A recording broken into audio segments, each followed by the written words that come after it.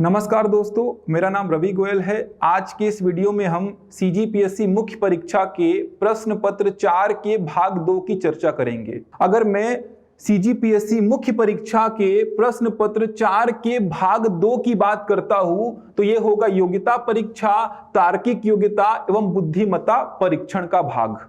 अब सिलेबस को समझने से पहले प्रश्नों और अंकों का विवरण किस प्रकार होगा उसको समझते हैं। तो देखिए, प्रश्न और अंक का विवरण आपके सामने लिखा हुआ है। सबसे पहले बात करता हूं 2 अंक के कुल प्रश्न होंगे 6। तो कुल अंक कितने हो गए? 12। प्रत्येक प्रश्न के लिए शब्द सीमा होगी 30 शब्द। 4 अंक के कुल प्रश्न होंगे 3, मतलब कुल अंक हो गए 12। प्रत्येक प्रश्न के लिए शब्द सीमा होगी 60 शब्द। 8 अंक के प्रश्न की बात करूं तो ये होंगे 2 प्रश्न, मतलब कुल अंक हो गए 16 और शब्द सीमा प्रत्येक प्रश्न के लिए 100 शब्द होगी। 10 अंक का जो प्रश्न होगा वो आपके सामने 2 प्रश्न आएगा। समझिए इस बात को, 10 अंक का आपके सामने 2 प्रश्न आएगा, लेकिन करना आपको केवल 1 है। मतलब 10 अंक का प्रश्न कितना हल करना है आपको? 1। कुल अंक कितना होगा? 10। शब्द सीमा क्या होगी? 125 शब्द। इसका मतलब इस भाग में आने वाले कुल प्रश्न कितने होंगे? 12, जिनको आपको हल करना है, और कुल अंक कितने होंगे? 50 होंगे। इसका मतलब भाग 2 से कुल प्रश्न होंगे 12 और कुल अंक कितने होंगे? 50। 10 अंक के प्रश्न 2 आते हैं, लेकिन आपको हल 1 करना है। ठीक है, तो ध्यान रखेंगे इस बात का। मतलब 10 अंक का आपको 1 प्रश्न हल करना है, 8 अंक के आपको 2 प्रश्न, 4 अंक के आपको 3 प्रश्न और 2 अंक के आपको 6 प्रश्न हल करने हैं। कुल अंक होंगे 50। अब देखिए, शब्द सीमा की बात करते हैं कि 2 अंक के लिए शब्द सीमा 30 है। 2 अंक के लिए शब्द सीमा 30 शब्द है। अब बात आती है यहां पे स्पेस कितना होगा, जगह कितनी होगी लिखने को। तो देखिए, 2016 मुख्य परीक्षा की कॉपी है ये। 2016 मुख्य परीक्षा की कॉपी है। देखिए, 2 अंक का एक प्रश्न आपके सामने लिखा हुआ है कि 2 परिमेय संख्याएं 3/5 और 7/6 के बीच 3 परिमेय संख्याएं ज्ञात कीजिए। Find 3 rational numbers between 3/5 and 7/6। ये कितने मार्क्स का है? देखिए 2। स्पेस देख लीजिए कितना है आपके सामने, इतना स्पेस आपके पास है। तो कैसे हल होगा उसकी बात नहीं कर रहा हूं, केवल मैं बात कर रहा हूं कितना स्पेस आपके सामने होगा। ये देखिए, दूसरा क्वेश्चन लिखा हुआ है, सरल कीजिए। ये कोई इक्वेशन आपको दिया है, इसको सरल करने को बोला है। ये देखिए, स्पेस आपके पास इतना है। तो 2 अंकों के प्रश्न के लिए इतना स्पेस आपके पास होगा। अब आपको लग रहा होगा कि गणित की कॉपी का ब्लैंक आती है या लाइन खींची हुई आती है। तो आपको बता दूं कि सीजीपीएससी मुख्य परीक्षा 2018 जो हुई थी, मतलब जो लास्ट ईयर हुई थी, वहां पे मैथ्स का जो भाग था उसमें लाइन खींची हुई कॉपी मिली थी। जब से पैटर्न चेंज हुआ है, ठीक है, जब से पैटर्न चेंज हुआ है, जब से मैथ्स को 50 नंबर का कर दिया गया है, तब से मैथ्स की जो कॉपी आएगी आपके सामने वो लाइन खींची हुई आएगी। ये कॉपी 2016 की है, जब मैथ्स आता था आपका 200 नंबर का। उस समय पूरी कॉपी ब्लैंक होती थी, क्वेश्चन लिखा होता था, नीचे पूरा ब्लैंक रहता था, आपको क्वेश्चन को हल करना है। लेकिन इस वर्ष या आगे के जितने भी वर्ष आएंगे उसमें जो कॉपी मिलेगी वो लाइन खींची हुई होगी, क्योंकि पिछले वर्ष पैटर्न चेंज होने के बाद आपको जो कॉपी मिली थी वो लाइन खींची हुई थी। तो इस बात का भी ध्यान रखेंगे। तो 2 अंक के प्रश्न के लिए इतने स्पेस आपको दिया रहेगा, यहां पे आपको प्रश्न को हल करना है। ठीक है, आप देखिए, अगर आपको स्पेस कम पड़ रहा है तो आप क्या करिए, बीच में लाइन खींच के भी सॉल्व कर सकते हैं। ठीक है, बीच में लाइन खींच दीजिए, आधा को उधर लिखिए और आधा को इधर लिख दीजिए, ऐसा भी आप कर सकते हैं। तो ध्यान रखेंगे, बहुत महत्वपूर्ण बात बोल रहा हूं ये। स्पेस की प्रॉब्लम हमेशा होती है, बच्चों के मन में हमेशा ये डाउट रहता है कि सर स्पेस कितना रहेगा, हम क्या लिख पाएंगे 2 नंबर के क्वेश्चन को उतने स्पेस में। तो तो ये देखिए बहुत स्पेस है, आराम से आप लिख सकते हो। ये देखिए 2 में 2 नंबर दिया गया है, यहां पे वो आपके प्राप्तांक को लिखता है। ये देखिए 2 में 2 दिया गया है, प्राप्तांक को लिखा है कि इस प्रश्न में आपको कितना मिला है 2 नंबर, और इस प्रश्न में आपको कितना मिला है 2 नंबर। तो ये हो गया 2 अंकों के लिए स्पेस। उसी प्रकार आप देख रहे हैं कि 4 अंक के कुल प्रश्न आते हैं 3, और प्रत्येक प्रश्न के लिए शब्द सीमा क्या होती है 60 शब्द होती है। अब देखिए 4 अंकों के लिए स्पेस कितना होता है, ये देखिए ये दोनों क्वेश्चन लिखे हुए हैं, ये 4 अंकों के हैं। ये देखिए क्वेश्चन क्या लिखा हुआ है, एक ठोस लकड़ी के अर्धगोले जिसका व्यास 7 सेंटीमीटर है का आयतन व पृष्ठीय क्षेत्रफल ज्ञात कीजिए। Find the volume and the total surface area of a wooden solid hemisphere of diameter 7 centimetre. Question को हल कैसे करना है उसकी बात अभी नहीं करूंगा, केवल यहां पे विश्लेषण कर रहे हैं आप। कितना स्पेस दिया रहेगा, कितने क्वेश्चन कितने मार्क्स के आएंगे, केवल ये सब बातें करेंगे इस वीडियो में। तो देखिए 4 अंक के प्रश्न के लिए आपके सामने इतना स्पेस है, थोड़ा सा बढ़ा दिया है। कंपेयर कर सकते हैं आप, देखिए ये था आपका 2 अंक का स्पेस और ये है आपके सामने 4 अंक का स्पेस। बहुत स्पेस है, आसानी से सॉल्व कर सकते हैं। जैसे इस क्वेश्चन को देखिए, ज्योमेट्री का क्वेश्चन है ये, ठीक है। आप इसके बगल में भी डायग्राम बना के लिख सकते हैं, लिखने के तरीके को भी आप ध्यान रख सकते हैं। ये देखिए बगल में डायग्राम बना दिया हूं, यहां भी बगल में डायग्राम बना दिया हूं, ठीक है। तो बगल में डायग्राम बना के भी आप लिख सकते हैं, लाइन खींच के भी आप लिख सकते हैं। तो ये हो गया आपका 4 अंक का स्पेस, ठीक है। अब नेक्स्ट आते हैं, देखिए आपका जो 8 अंक होगा उसके लिए शब्द सीमा होगी 100 शब्द। अब बात करते हैं कितनी जगह मिलेगी आपको, तो ये देखिए ये 8 अंक का एक प्रश्न आपके सामने लिखा हुआ है, ठीक है। प्रश्न को पढ़ता हूं, एक नाव धारा की दिशा में 36 किलोमीटर की दूरी तय करती है, परंतु वापस आते हुए धारा की विपरीत दिशा में यही दूरी तय करने में 90 मिनट का अधिक समय लगता है। यदि धारा की गति 2 किलोमीटर प्रति घंटा हो तो नाव की गति बताइए। ये देखिए 8 नंबर का स्पेस है, ये आसानी से आप क्वेश्चन को सॉल्व कर सकते हैं। बगल में काफी जगह बचती है, देखिए ये जगह खाली है, ये जगह खाली है, ये जगह खाली है। आप चाहें तो लाइन खींच दीजिए यहां पे और बगल में क्वेश्चन को हल कर लीजिए, तो जगह की प्रॉब्लम बिल्कुल भी नहीं होगी। ध्यान रखिए, गणित के विषय में तो बिल्कुल भी नहीं होने वाली। ये सब चीजें बहुत महत्वपूर्ण हैं, इन सब बातों का ध्यान रखिए, क्योंकि हमेशा कंफ्यूजन बना होता है कि स्पेस कितना मिलेगा हमको, हम लिख पाएंगे या नहीं लिख पाएंगे उसमें। तो सफिशिएंट स्पेस होता है, आराम से आप क्वेश्चन को हल कर सकते हो, ठीक है। नेक्स्ट आता हूं मैं, 10 अंक का जो प्रश्न होगा वो होगा 1, शब्द सीमा क्या होगी 125 शब्द। देखिए 10 अंक का जो प्रश्न है ये पैटर्न जुड़ा है कब से, 2018 मुख्य परीक्षा से, 2018 मुख्य परीक्षा से। इससे पहले जो अंक थे वो थे 2 अंक के प्रश्न, 4 अंक के प्रश्न, 8 अंक के प्रश्न, 20 अंक के प्रश्न और 40 अंक का प्रश्न। लेकिन 2018 से जो पैटर्न लागू हुआ उसमें ये 20 अंक और 40 अंक को हटा दिया, उसके जगह पे 10 अंक और 15 अंक के प्रश्न को ले आया। भाग 2 से आएगा 10 अंक का प्रश्न और भाग 1 और भाग 3 से आएगा 15 अंक का प्रश्न। गणित आपका भाग 2 में है, इसीलिए 10 अंक का प्रश्न आएगा। फिर भी आपको बता दूं स्पेस कितना रहेगा, तो ये देखिए आपके सामने जो स्पेस रहेगा वो होगा 1 कंप्लीट पेज। लास्ट ईयर जो हुआ था 2018 का मुख्य परीक्षा, उसमें 10 अंक के प्रश्न के लिए पूरा का पूरा 1 पेज आपको दे के रखेगा, मतलब लगभग 8 अंक के प्रश्न जितना ही स्पेस आपको दे के रखेगा। वो थोड़ा सा बढ़ाएगा। ये देखिए 8 अंक वाले में क्वेश्चन लिख दिया उसी पेज में, लेकिन 10 अंक वाले के लिए आपको पूरा का पूरा 1 पेज देकर रखेगा वो। तो ये हो गई शब्द सीमा और उस शब्द सीमा के लिए कितना स्पेस रहेगा उसकी बात, ठीक है। अब कुछ डाउट इस प्रकार के उठते हैं गणित में कि सर क्या स्टेप मार्किंग होगी, कि 8 अंक के लिए जितना स्पेस दिया है उस स्पेस में पूरा लिखना है।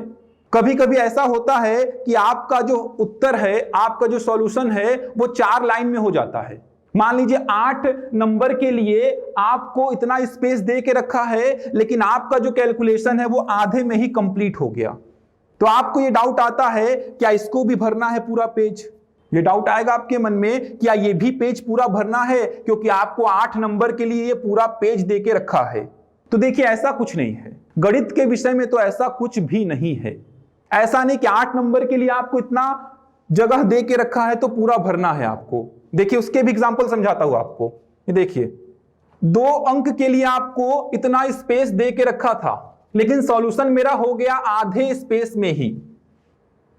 अंक कितने मिले? 2 में 2। ये देखिए पूरा ये आपका जो जगह है वो खाली है, फिर भी मेरे को 2 में 2 दिया है, क्योंकि इस क्वेश्चन का सॉल्यूशन इससे बड़ा होगा ही नहीं। क्वेश्चन क्या था सुन लीजिए, शब्द रीजन के वर्णों को वर्ण क्रम के आधार पर व्यवस्थित किया जाए तो ऐसे वर्ण का नाम बताइए जिसकी स्थिति अपरिवर्तित होगी। इससे बड़ा सॉल्यूशन क्या हो सकता है भाई? ठीक है, इससे बड़ा सॉल्यूशन क्या हो सकता है? तो ऐसा नहीं कि 2 नंबर के लिए आपको इतना स्पेस दे के रखा है तो पूरा आपको भरना ही है, ऐसा बिल्कुल भी नहीं है। आपका सॉल्यूशन अगर आधे में होता है तो भी ठीक, 1/4 में होता है तो भी ठीक। जो जो जरूरत की चीजें हैं वो लिख दीजिए। ये देखिए रीजन का वर्ण क्रम के अनुसार क्रम ये होगा, स्पष्ट है दोनों व्यवस्थित क्रम में ई का स्थान अपरिवर्तित है, अतः आंसर क्या होगा? ई होगा। केवल इतना लिख दीजिए, 2 में 2 अंक मिलेंगे। ये देखिए बॉय को CPZ के रूप में लिखा जाता है तो गर्ल को किस संकेत में लिखोगे? कोडिंग डिकोडिंग का क्वेश्चन है ये। पूरा का पूरा स्पेस तो खाली है। देखिए यहां पे आप एक और प्रश्न को हल कर सकते हो, लेकिन अंक कितने मिले आपको? 2 में 2 मिले हैं। तो इससे बड़ा प्रमाण नहीं हो सकता, ठीक है, आपको समझाने के लिए, क्योंकि आयोग की कॉपी है। तो ये डाउट भी मन से निकाल दीजिए कि पूरा स्पेस आपको भरना ही है, फालतू टाइम वेस्ट नहीं करेंगे। देखिए एक और ले रहा हूं एग्जांपल। ये देखिए कितने नंबर का क्वेश्चन है ये? 8 का। फ्री में किए होंगे ऐसे क्वेश्चन। क्या लिखा हुआ है? एक वर्ग के 2 अलग अलग दृश्य दिए गए हैं तो 3 के सामने वाले भाग में कौन सा अंक आएगा?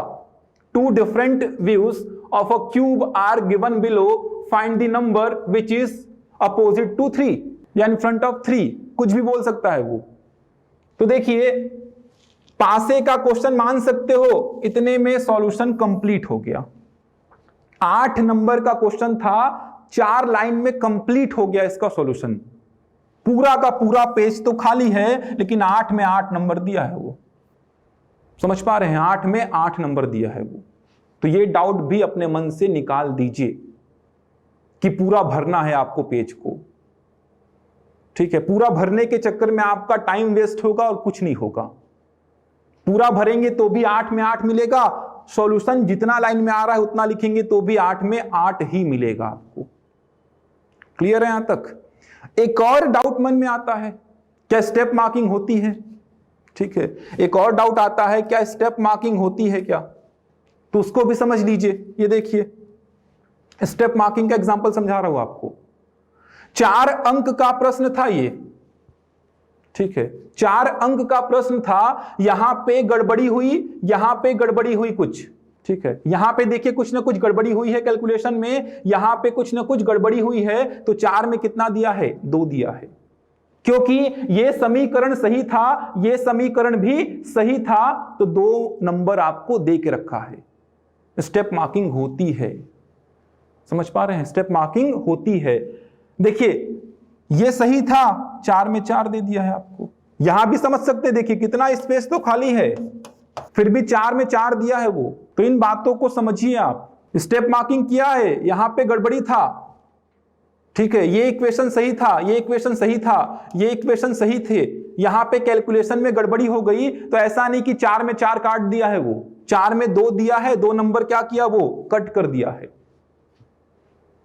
ठीक है। तो जितना सॉल्व हो पा रहा उतना सॉल्व करेंगे, ऐसा नहीं कि पूरा ब्लैंक पे छोड़ दिए। ध्यान रखिए, पूरा ब्लैंक नहीं छोड़ेंगे, जितना सॉल्व हो पा रहा है उसको सॉल्व आप करेंगे। स्टेप मार्किंग होती है, तो इन सब चीजों को ध्यान रखिए, बहुत इंपॉर्टेंट चीजें हैं ये, ठीक है। अब बात करते हैं सिलेबस की। देखिए तो भाग 2 जो है वो है योग्यता परीक्षा, तार्किक योग्यता एवं बुद्धिमत्ता परीक्षण का। ठीक है, देखिए पहला जो टॉपिक है वो है परिमेय संख्या को जोड़ना, घटाना, गुणा करना, भाग देना, दो परिमेय संख्याओं के बीच परिमेय संख्या ज्ञात करना। यह है आपका पहला टॉपिक। अब देखिए ये जो पहला टॉपिक है आपका, यहां से लगभग हर वर्ष एक प्रश्न आया है। ठीक है, जो पहला टॉपिक है आप उसे क्या बोल सकते हैं, परिमेय संख्या का टॉपिक है, ये रैशनल नंबर का टॉपिक है। हर वर्ष यहां से एक प्रश्न आया ही है।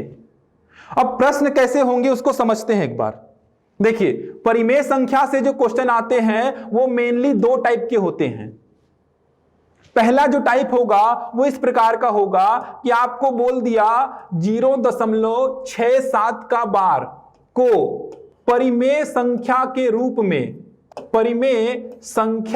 रूप में बदलिए, मतलब P/Q के रूप में बदलिए। ठीक है, आपको समझा रहा हूं कि परिमेय संख्या से किस प्रकार के क्वेश्चन बनते हैं। तो दो टाइप के क्वेश्चन बनते हैं। यह है पहला टाइप, मैं लिख दिया 0.67 का बार को परिमेय संख्या के रूप में बदलिए। ठीक है, convert 0.67 bar into rational number in the form of P/Q। ठीक है, अगर ये नहीं आया तो क्वेश्चन क्या होगा, कुछ इस प्रकार का होगा, 1/3 तथा 1/2 के बीच कोई भी 3 परिमेय संख्या ज्ञात कीजिए।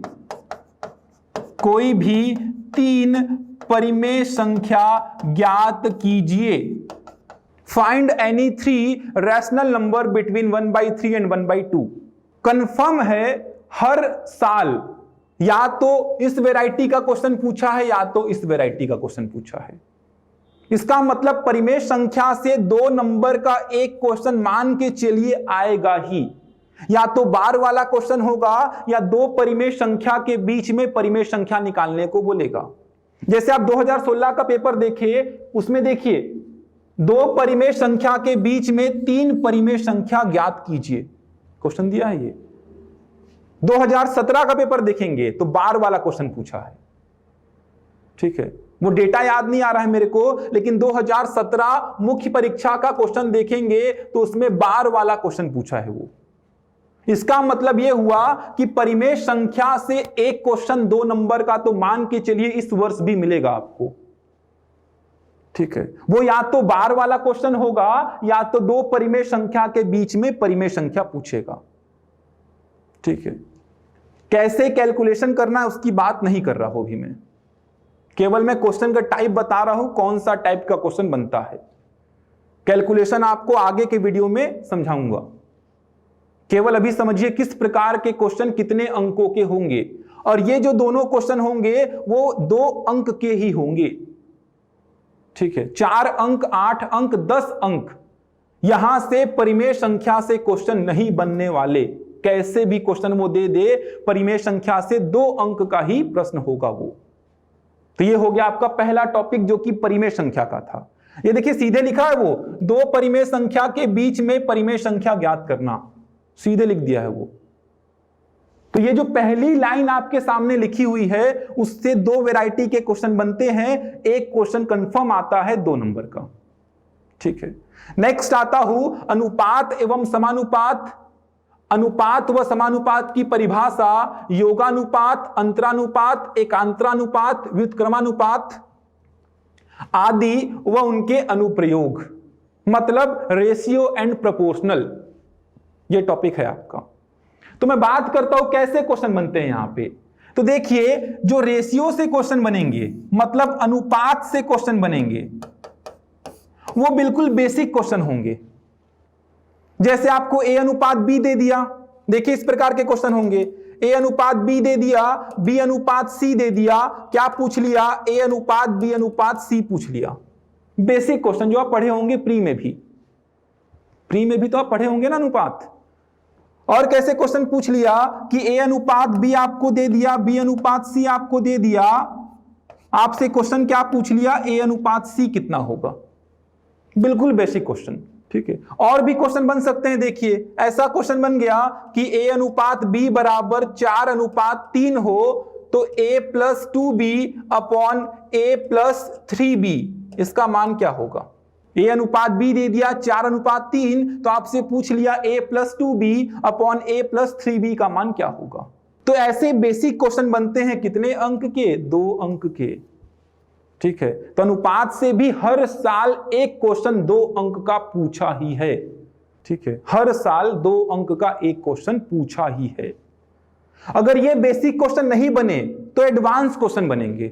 वो एडवांस क्वेश्चन कैसे होंगे? सिक्के वाले क्वेश्चन आ गए, जैसे एक थैले में 1 रुपए 50 पैसे 25 पैसे के सिक्कों की संख्या का अनुपात 1:2:3 है और थैले में कुल 30 रुपए हैं, तो विभिन्न प्रकार के सिक्कों की संख्या ज्ञात कीजिए। और कैसे क्वेश्चन बन सकते हैं? एक परिवार की आय और व्यय का अनुपात 10:7 है। यदि परिवार का व्यय मान लीजिए 10,500 रुपए है तो परिवार की बचत ज्ञात कीजिए। और कैसे क्वेश्चन बन सकते हैं? मान लीजिए 3 लड़कों की आयु का अनुपात 3:4:5 है तथा उनकी आयु का औसत 25 वर्ष है, तो प्रत्येक लड़के की आयु ज्ञात कीजिए। मतलब जो सेंटेंस में लिखे हुए क्वेश्चन आपने प्री में पढ़े होंगे, या तो वो क्वेश्चन आएंगे या तो फिर बेसिक क्वेश्चन आएंगे। ठीक है, इससे बाहर अनुपात से कुछ नहीं पूछने वाला। तो आप देखिए अनुपात से या तो बेसिक क्वेश्चन आएंगे या थोड़े से एडवांस क्वेश्चन आते हैं जो सेंटेंस में लिखे होते हैं। क्या करते हैं उसमें? आप के मानते हैं, फिर के की वैल्यू को फाइंड करते हैं। यही तो करते हैं आप। नेक्स्ट आपका क्या है? समानुपात। देखिए समानुपात थोड़ा सा वृहद है, बड़ा है थोड़ा सा। आप प्री में समानुपात का बिल्कुल थोड़ा सा टॉपिक पढ़ते हैं, लेकिन मेंस में समानुपात के नियम आ जाएंगे। देखिए समानुपात के नियम में आप देख रहे हैं, देखिए योगानुपात, ठीक है, कंपोनेंडो, अंतरानुपात, डिविडेंडो, एकांतरानुपात, ऑल्टरनेंडो, व्युत्क्रमानुपात, इन्वर्टेंडो, सारा कुछ कंप्लीट यहां पे दे दिया है वो। साथ में मध्यानुपाती, मीन प्रोपोर्शनल, तृतीयानुपाती, थर्ड प्रोपोर्शनल, चतुर्थानुपाती, फोर्थ प्रोपोर्शनल, ये सब भी शामिल हैं। समानुपात से जो क्वेश्चन बनेंगे वो 4 अंक के होंगे। ठीक है, जब 200 नंबर का पेपर होता था उस दौरान तो समानुपात से 8-8 नंबर के भी क्वेश्चन पूछ चुका है वो, समानुपात के नियम पर आधारित जो सिद्ध करने वाले क्वेश्चन होते हैं। ठीक है, पढ़े होंगे आप तो आपको पता होगा, सिद्ध करने वाले जो क्वेश्चन होते हैं, प्रूफ करने वाले, वो बनते हैं समानुपात से।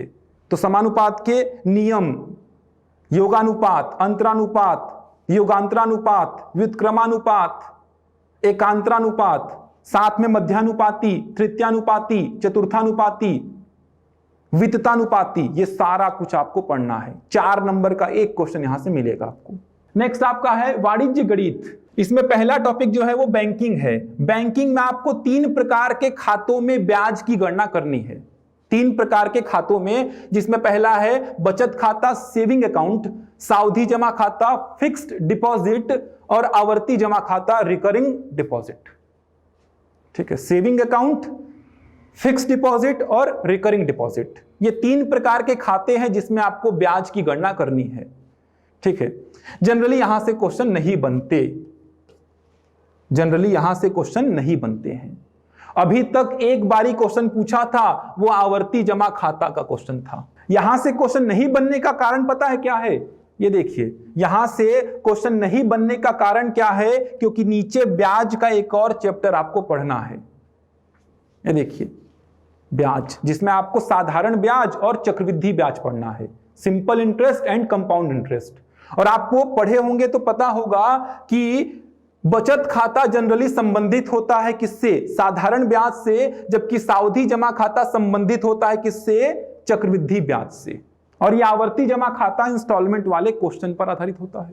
तो जनरली यहां से क्वेश्चन नहीं पूछता, वो क्या करता है? एसआई और सीआई का एक मिक्स क्वेश्चन पूछता है। कहां से? ब्याज के चैप्टर से। एसआई और सीआई का एक मिक्स क्वेश्चन पूछता है। कहां से? ब्याज के चैप्टर से पूछता है। पढ़ लेंगे। और यहां पे क्वेश्चन जो बनते हैं वो 4 नंबर का होता है या 8 नंबर का होता है। 2017 पीएससी के मुख्य परीक्षा में 8 नंबर का एक क्वेश्चन बना था ब्याज से, जहां पे एसआई और सीआई का डिफरेंस आपको दिया हुआ था। इस प्रकार का कोई क्वेश्चन था।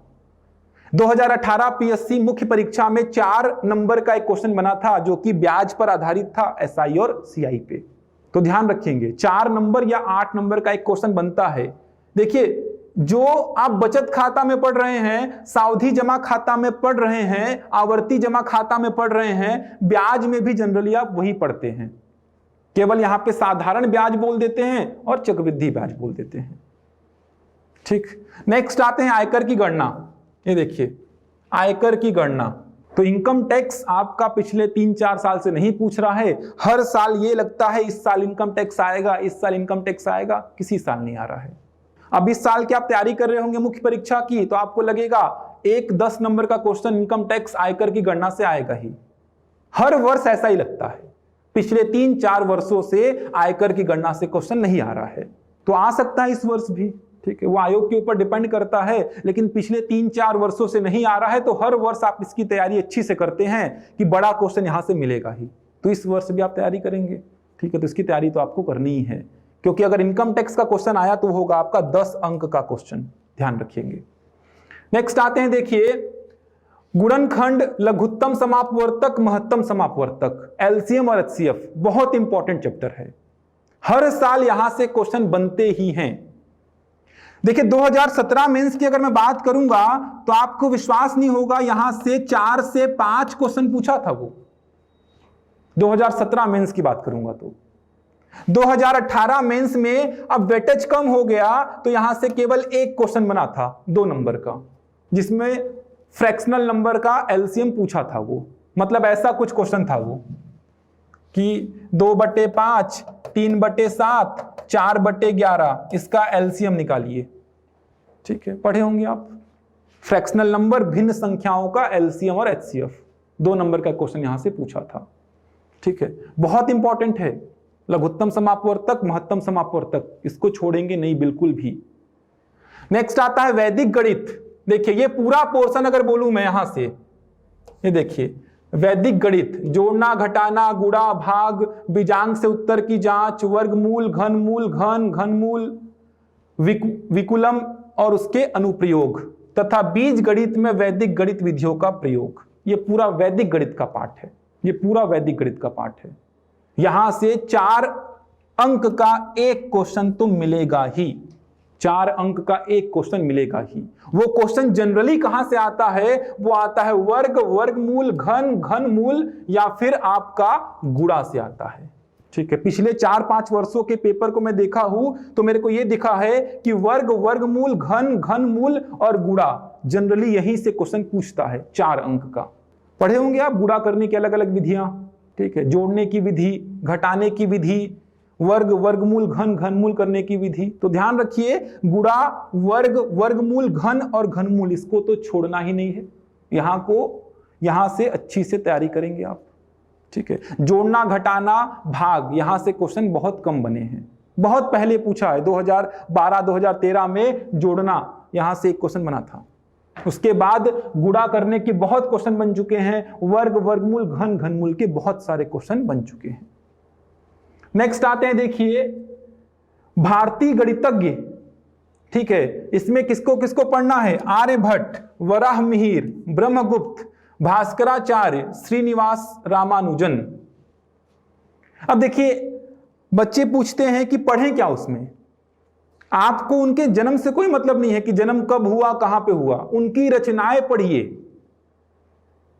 कि आर्यभट्ट ने क्या क्या रचना की है, मतलब गणित में उनका योगदान क्या है। आप फालतू लिखेंगे कि उनका जन्म यहां हुआ था, उनकी मृत्यु यहां पे हुई थी, उनका जन्म इस वर्ष हुआ, उनकी मृत्यु इस वर्ष हुई, तो इतना घुमा फिरा के आपको आंसर नहीं देना है। आपको सीधे उनकी रचनाएं लिखनी है, उनका गणित में क्या योगदान था, क्या आर्यभट्ट ने गणित के क्षेत्र में क्या क्या किया है, वो लिखना है। 2018 पीएससी मेंस पिछले साल 10 नंबर का क्वेश्चन पूछा था कि आर्यभट्ट का गणित में योगदान लिखिए। 10 नंबर का क्वेश्चन, सोचिए, एक क्वेश्चन तो कंफर्म है मिलेगा ही। 2017 में अच्छा क्वेश्चन पूछा था, वो क्या किया, 4 गणितज्ञों के बारे में लिख दिया और इधर उनकी 4 रचनाएं लिख दिया और सही जोड़ी मिलाने को बोल दिया। अच्छा क्वेश्चन था ये। ठीक है, इस क्वेश्चन में फायदा क्या हुआ कि 4 में आप 4 नंबर भी ला सकते हैं। लेकिन 10 अंक का एक क्वेश्चन आया पिछले वर्ष कि आर्यभट्ट का गणित में योगदान लिखिए।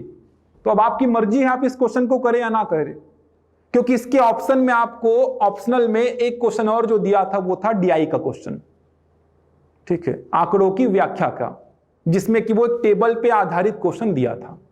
तो आपकी चॉइस है, आप वो टेबल का क्वेश्चन करते या फिर आप आर्यभट्ट के बारे में लिखते, यह आपके ऊपर डिपेंड करता है। मेरे ख्याल से टेबल को करना ज्यादा सही था, क्योंकि टेबल 10 नंबर का था, 10 में वहां पे 10 आपको मिलते, लेकिन अगर आप आर्यभट्ट के बारे में लिखते तो 10 में 10 मिलना पॉसिबल नहीं था, 6-7 नंबर तक आप ला सकते थे। आपकी चॉइस है ये, ठीक है। तो गणितज्ञों के बारे में पढ़ेंगे, और पढ़ेंगे क्या, उनकी रचना और गणितज्ञों का योगदान क्या है, ठीक है। उनके जन्म, उनकी मृत्यु की तारीख रटने से कोई फायदा नहीं है। नेक्स्ट आते हैं, देखिए गणितीय संक्रियाएं, मूल संख्यात्मक कार्य, ये जनरली क्या है, आपका नंबर सिस्टम का क्वेश्चन है, ठीक है। जनरली आपका नंबर सिस्टम का क्वेश्चन है, जैसे 2 कलम और 3 किताब का मूल्य इतना है, 4 कलम और 5 किताब का मूल्य इतना है, तो 1 कलम और 1 किताब का मूल्य कितना होगा। मान लीजिए ऐसा क्वेश्चन दे दिया कि कुछ मुर्गियां हैं, कुछ बकरे हैं, जिनके कुल सर इतने हैं, कुल पैर इतने हैं, तो मुर्गियों की संख्या बताइए और बकरों की संख्या बताइए। तो संख्या पद्धति पे आधारित है जनरली यहां पे, तो प्री में पढ़ा हुआ बहुत काम आएगा, क्योंकि यहां से अगर मैं स्टार्ट करूंगा तो पूरा अंत तक जो चैप्टर है आपके, ये पूरे प्री के हैं, पूरे प्री के हैं। तो यहां पे जनरली वो संख्या पद्धति पे आधारित क्वेश्चन ही पूछता है। नेक्स्ट आता है आंकड़ों की व्याख्या, बहुत इंपॉर्टेंट, डीआई, डेटा इंटरप्रिटेशन। इसमें आपको 4 टॉपिक कवर करने हैं। कौन कौन से, पाई चार्ट, बार ग्राफ जिसे आप बोलते हैं दंडालेख, लाइन ग्राफ जिसे आप बोलते हैं लेखा चित्र, और टेबल जिसे आप बोलते हैं सारणी। 10 अंक का प्रश्न यहां से बनने के चांसेस रहते हैं। लास्ट ईयर 10 अंक का एक प्रश्न आया था आंकड़ों की व्याख्या, और उसमें क्या, टेबुलेशन, सारणी से। तो बहुत इंपॉर्टेंट है, लेकिन आप प्री में जनरली इसको पढ़ लेते हैं। नेक्स्ट आते हैं, ये हो गया आपका आंकड़ों की व्याख्या, आंकड़ों का विश्लेषण। नेक्स्ट आता है आपका समांतर माध्य, माध्यिका, बहुलक, arithmetic mean, median and mode. यहां से जो क्वेश्चन बनेंगे वो 8 नंबर 10 नंबर के ही क्वेश्चन बनेंगे, उससे कम के नहीं बनने वाले, ठीक है। सांख्यिकी जो आप पढ़े होंगे उसमें आता है आपका समांतर माध्य, माध्यिका और बहुलक। तो यहां से जो क्वेश्चन बनेंगे आपके, वो अच्छे क्वेश्चन बनेंगे, 8 नंबर के बनेंगे या 10 नंबर के बनेंगे, ध्यान रखेंगे। जब 200 नंबर का पेपर आता था तो समांतर माध्य, माध्यिका और बहुलक से कभी 20 नंबर का क्वेश्चन पूछता था, कभी वो 40 का क्वेश्चन पूछता था। अब थोड़ा वेटेज कम हो गया है, तो क्वेश्चन यहां से पिछले साल तो नहीं बना था। 2 नंबर का एक पूछा था वैसे, जो समांतर माध्य, माध्यिका और बहुलक में रिलेशन आपको पता होगा, तो 2 डेटा दे दिया था, तीसरा पूछ लिया था, ठीक है।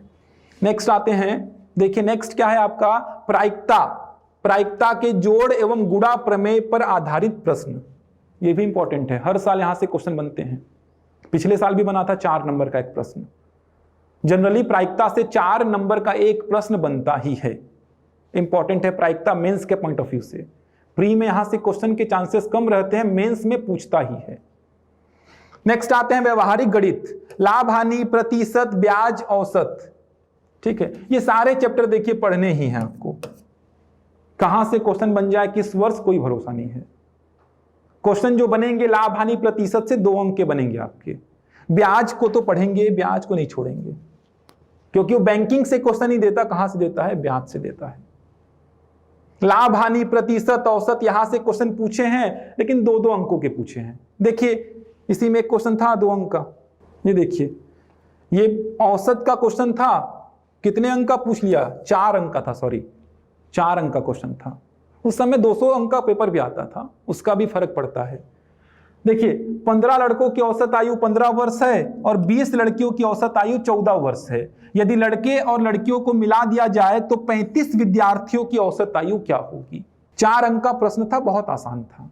प्री में जो पढ़े हैं वही पढ़िए, उतना ही सफिशिएंट है, अलग से एफर्ट मारने की जरूरत आपको नहीं है, ठीक है। टाइम वेस्ट नहीं करेंगे। अगर आप प्री में ब्याज, औसत, लाभ हानि और प्रतिशत पढ़ चुके हैं तो मोर देन सफिशिएंट है मेंस के पॉइंट ऑफ व्यू से। क्योंकि प्री में तो और अच्छे क्वेश्चन आते हैं, मेंस में तो आसान ही क्वेश्चन पूछता है।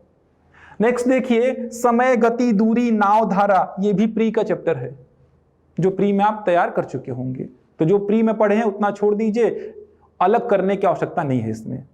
यहां से 2-3 क्वेश्चन बनेंगे ही, देखिए 2-2 अंकों के, तो कुछ अलग करने की आवश्यकता नहीं है। अगर आप समय, गति, दूरी, नाव, धारा ये सब पढ़ चुके हैं तो छोड़ दीजिए उसको, ठीक है। अलग से एफर्ट मत मारिए, जीएस में मेहनत करिए अगर प्री में आप अच्छी तरीके से पढ़ चुके हैं तो, ठीक है।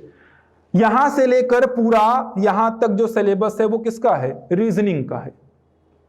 जनरल मेंटल एबिलिटी, सामान्य मानसिक योग्यता, ये देखिए, सादृश्यता पता होगा, एनालॉजी जिसको बोलते हैं, विषम शब्द, शब्दों का विषम जोड़ा, सांकेतिक भाषा परीक्षण मतलब कोडिंग डिकोडिंग, संबंधी परीक्षण, वर्णमाला परीक्षण, ये सारी चीज आप पढ़ चुके हैं प्री में। शब्दों का तार्किक विश्लेषण, छूटे हुए अंक या शब्द की प्रविष्टि, कथन, कारण, स्थिति, प्रतिक्रिया, आकृति श्रेणी, तथ्यों का लुप्त होना, सामान्य मानसिक योग्यता। सामान्य मानसिक योग्यता में सब कुछ आ गया, घड़ी आ गया, कैलेंडर आ गया, दिशा ज्ञान आ गया, रैंकिंग आ गया, सारा कुछ आ गया जो आप प्री में पढ़े हैं। कहां से क्वेश्चन आएगा कोई भरोसा नहीं है, देखिए, ठीक है। कहां से क्वेश्चन आएगा, किस चैप्टर से आएगा कोई भरोसा नहीं है। कभी घड़ी से आया है, कभी कैलेंडर से आया, कभी दिशा ज्ञान से दे दिया, कभी रैंकिंग से दे दिया। पजल को पढ़ लेंगे अच्छी से, ठीक है, पजल को अच्छी से पढ़ लेंगे, क्योंकि पजल से जो क्वेश्चन बने हैं वो 20-20 नंबर के क्वेश्चन बन चुके हैं 2018 से पहले वाले में। तो पजल को अच्छी से पढ़ लेंगे। पजल कहां आ जाएगा? इसी में आ जाएगा, सामान्य मानसिक योग्यता में। सामान्य मानसिक योग्यता बोल दिया मतलब रीजनिंग के सारे चैप्टर इंक्लूड हो गए, ठीक है। तो ये आपका सिलेबस है भाग 2 का। तो अब बात करता हूं, देखिए, बड़े प्रश्न की। तो अगर मैं बड़े प्रश्न की बात करूं, मतलब सबसे पहले मैं बात करता हूं 10 अंक का जो प्रश्न होगा वो कहां से आने की उम्मीद है। तो देखिए, पिछले साल को कंपेयर करता हूं। पिछले साल 10 अंक का जो प्रश्न था वो टेबल से आया था, और इसके ऑप्शनल में एक और क्वेश्चन जो था वो आर्यभट्ट के बारे में पूछा था। ये था 2018 पीएससी मुख्य परीक्षा का प्रश्न 10 अंक का। अब इस साल कहां से आने की उम्मीद है? तो देखिए, इनकम टैक्स आ सकता है इस साल, आयकर आ सकता है, या तो फिर वो डीआई का कुछ ना कुछ देगा ही, ठीक है। या तो इनकम टैक्स आएगा या तो डीआई का आएगा। कहां पे? ऊपर वाले में। देखिए, एक ऊपर क्वेश्चन होगा, एक नीचे होगा, ठीक है। 2 क्वेश्चन होते हैं, एक करने होते हैं। तो ऊपर वाले क्वेश्चन में या तो इनकम टैक्स देगा या तो डीआई देगा, कंफर्म है ये। डीआई में देखिए आपको सब पढ़ना है, लेकिन pie chart, bar graph, line graph और टेबल। तो डीआई का क्वेश्चन हो सकता है या इनकम टैक्स का क्वेश्चन हो सकता है। नीचे में क्या देगा? देखिए, वो नीचे में रीजनिंग के क्वेश्चन देगा। रीजनिंग में क्या हो सकता है? पजल का क्वेश्चन हो सकता है, ठीक है, पहली परीक्षण जिसको बोलते हैं, पजल का क्वेश्चन हो सकता है, या वेन डायग्राम का क्वेश्चन हो सकता है। वेन डायग्राम का क्वेश्चन मतलब कुछ ऐसा, ये देखिए, ये भी बहुत बार पूछ चुका है। तो 10 अंक का जो प्रश्न बनेगा वो ऊपर जनरली इनकम टैक्स या डीआई से होगा और नीचे पजल या वेन डायग्राम से ही होगा, ऐसा मेरा मानना है पिछले साल के पेपर को देखने के बाद, ठीक है। क्योंकि और कोई से चैप्टर ऐसे है ही नहीं जहां से 10 अंक का प्रश्न बन जाए, जहां से 10 अंक का कोई प्रश्न बन जाए, ऐसा कोई चैप्टर ही नहीं है। देखिए, इसमें या तो इनकम टैक्स है, डीआई है, या सामान्य मानसिक योग्यता में आपका पजल आ जाएगा, ठीक है। तो ध्यान रखेंगे इस बात को, इन चैप्टर को अच्छी से तैयार कर लेंगे 10 अंक के लिए। आप माध्य माध्यिका बहुलक भी बोल सकते हैं, वैसे मीन मीडियन मोड भी बोल सकते हैं, वहां से भी पूछ सकता है चाहे तो 10 नंबर का, ठीक है। और कोई सा चैप्टर नहीं है जहां से 10 अंक का प्रश्न बनने वाला है। तो ध्यान रखिए, बड़े जो प्रश्न बनेंगे 10 अंक के वो इन्हीं चैप्टर से बन सकते हैं। अगर मैं 8 अंक की बात करूं, 8 अंक के प्रश्न की बात करूं, तो 8 अंक का पिछले बार एक प्रश्न पूछा था औसत से, एवरेज से, और एक आपका एक लॉजिकल क्वेश्चन पूछ लिया था। नाव धारा टर्म्स शामिल थे उसमें, लेकिन लॉजिकल क्वेश्चन था, वो दिमाग का प्रयोग करना था बस उसमें। नाव धारा के कोई फॉर्मूले कॉन्सेप्ट अप्लाई नहीं होते, केवल दिमाग का प्रयोग करना था उसमें। तो 8 नंबर के लिए देखिए कोई भरोसा नहीं है, औसत से 8 का आने की कोई उम्मीद नहीं थी, औसत से आ गया। ये क्वेश्चन आने की कोई उम्मीद नहीं थी, ये क्वेश्चन आ गया, तो कोई भरोसा नहीं है वो क्या 8 नंबर के क्वेश्चन कहां से बन सकते हैं। ठीक है, बनने तो वैसे चाहिए माध्य माध्यिका बहुलक से 8 नंबर का क्वेश्चन बनना चाहिए एक। ठीक है, लेकिन पूछा नहीं पिछले बार, इसीलिए पूरे सिलेबस को अच्छी से पढ़िए। 4 अंक के प्रश्नों की बात करूं तो 4 अंक के प्रश्नों का भी कोई भरोसा नहीं है, वो किसी भी टॉपिक से उठा सकता है, लेकिन यहां से ब्याज और प्रायिकता तो पूछेगा ही। ध्यान रखिए, प्रायिकता का क्वेश्चन हर साल पूछता है 4 नंबर का, हर साल प्रायिकता पूछता है 4 नंबर का। और एक क्वेश्चन और, कौन सा? वैदिक गणित, वैदिक गणित ये तो पूछता ही है। तो 4 अंक के क्वेश्चन तो बिल्कुल आपको पता है कि वैदिक गणित तो पूछेगा ही एक, और एक प्रायिकता तो पूछेगा ही 4 अंक के लिए। इस प्रकार आप विश्लेषण कर सकते हैं चाहे तो। मतलब कहना क्या चाह रहा हूं, पूरा सिलेबस को कवर कर ही लीजिए आप, क्योंकि 2 अंक के क्वेश्चन मिलेंगे, नहीं तो 4 के मिलेंगे, 8 के और 10 के मिलेंगे। ठीक है, तो चैप्टर आपको पूरे ही पढ़ने हैं देखा जाए तो। आप इनमें उतनी मेहनत नहीं भी करेंगे तो चल जाएगा, क्योंकि आप प्री में पढ़ चुके हैं। ये देखिए, यहां से लेकर पूरा यहां तक का जो सिलेबस है, ये पूरा का पूरा प्री का सिलेबस है, और यहां से आसान क्वेश्चन आते हैं। ये सिलेबस पूरा आप प्री में पढ़ चुके हैं। समय, गति, दूरी बोलू, ब्याज बोलू, औसत बोलू, लाभ हानि बोलू, सारा कुछ प्री में आप पढ़ चुके हैं। ठीक है, और अच्छी से पढ़े हैं तो पढ़ने की आवश्यकता आपको नहीं है, क्वेश्चन सॉल्व हो जाएंगे। इन चैप्टर्स को अच्छी से तैयार कर लीजिए आप।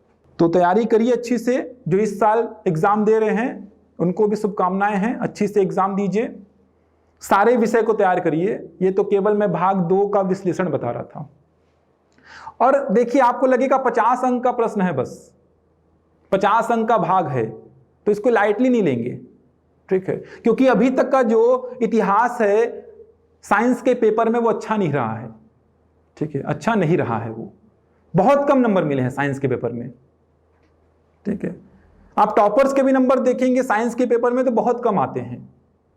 अब इसका कारण क्या है वो पता नहीं, आयोग को किस स्तर का चाहिए साइंस। लेकिन ये अगर आप 50 में 50 ला रहे हैं तो आपका साइंस वाला पेपर जो होगा वो थोड़ा सा मैनेज हो जाएगा। तो भाग 2 को अच्छी से तैयार करेंगे आप, इसमें minimum 45 plus, minimum 45 plus number लाने की कोशिश करेंगे, जिससे कि आपका अगर साइंस थोड़ा सा ऊपर नीचे हो जाए तो भी मैनेज हो पाएगा। ठीक है, अच्छी से पढ़ेंगे। देखिए, 2018 पीएससी की कॉपी भी आपको अगले वीडियो में प्रोवाइड की जाएगी। 2018 पीएससी मुख्य परीक्षा की जो कॉपी थी वो भी कुछ समय में आ जाएगी, आयोग से आरटीआई लगा दिया गया है, तो हम वो कॉपी भी आपको प्रोवाइड कराएंगे। ठीक है, उससे और क्लियर होगा आपको कितना स्पेस दिया हुआ था। हर विषय की प्रोवाइड कराई जाएगी आपको, ताकि आप लिख अच्छी से सकें। आपके दिमाग में एक पिक्चर क्लियर होनी चाहिए कि हाँ मेरे को उतना स्पेस मिलेगा, मैं उतना में लिख पाऊंगा। ठीक है, ये पिक्चर तभी क्लियर होगी जब आप कॉपी देखेंगे। तो पिछले साल जो पैटर्न चेंज होने के बाद कॉपियां मिली हैं लिखने को, वो आरटीआई लगा दिया गया है, 1-2 दिन में कॉपी आ जाएंगी, उसके भी वीडियो आपको दिखाए जाएंगे।